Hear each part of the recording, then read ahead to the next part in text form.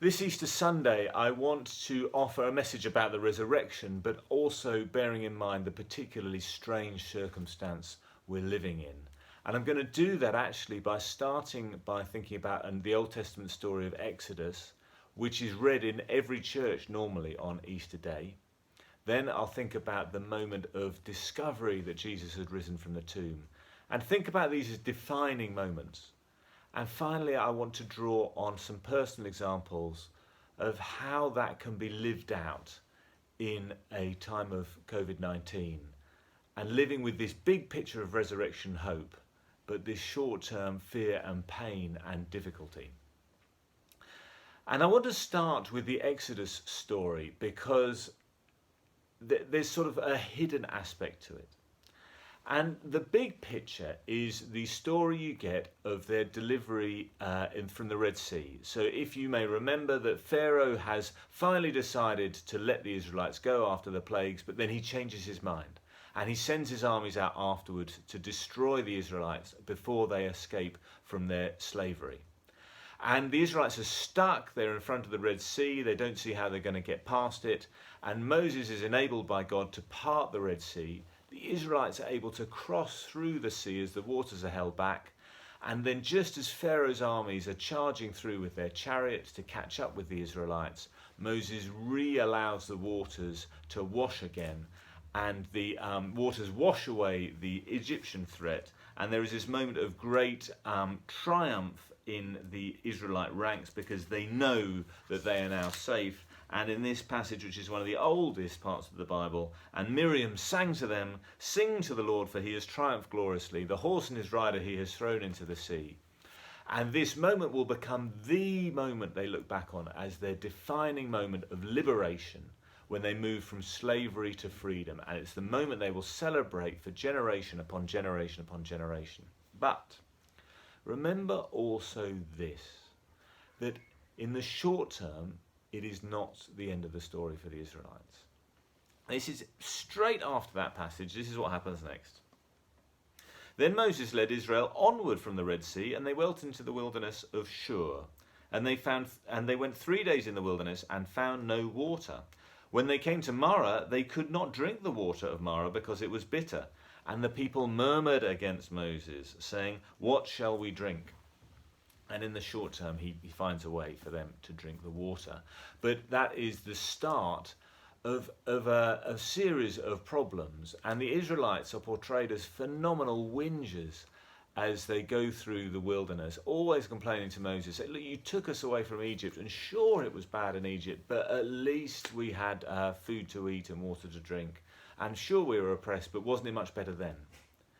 Now, eventually, they will find the promised land, but not through an awful lot of wilderness years.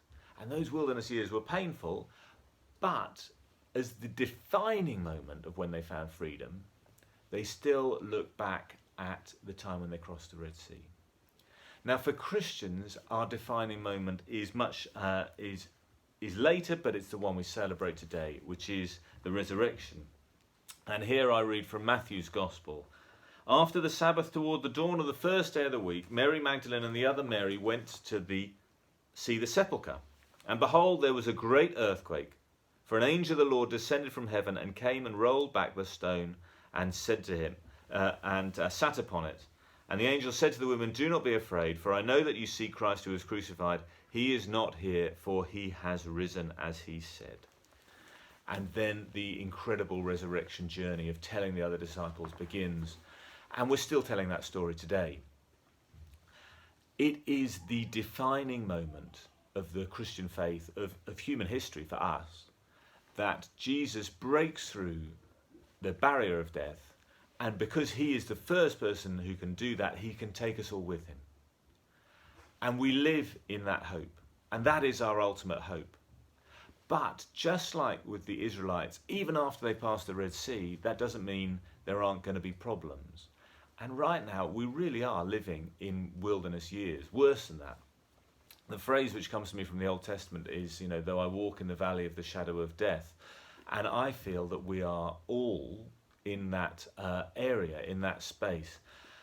We've had a member of the congregation die. I have a colleague, Peter Holmes from St Peter's Norbiton, who is really sick in Kingston Hospital as I speak, and he's on a ventilator. And he's said something which I'll come to later. But bear in mind that for some of us, it's not so bad. You know, our life is disrupted, it's difficult, there's a limbo, there's an isolation, but it's not so acute. All the way to the spectrum of people who are on a ventilator and it's life or death. And it's this very, very difficult moment. And I don't want to minimize that at all, but I want to just put it in the context of the resurrection. And I'll use Peter's own words to do that, because this is the text message that he sent to his children, which they are happy to have published. And this is what he sent to them before he was put in sedation. Love each other, love God, run for Jesus. Whichever way this goes, I love you all. Love each other, love God, run for Jesus. Whichever way this goes, I love you all. So he's not unrealistic. He's not saying that this is there's going to be anything easy and that he's experiencing easy times. But the love he has overcomes all that. And the love he has lasts. And this is what he wishes for them. And that love, as I'm sure he would say, is ultimately rooted in the love that God has for us. It's a love expressed in the life of Jesus. And it's a love which will go past death should that come. That is the heart of the Christian message because of the resurrection, because Jesus has broken past death. So right now, let us live in ultimate hope, not minimizing the wilderness, but trusting in that hope. That is the message of the resurrection.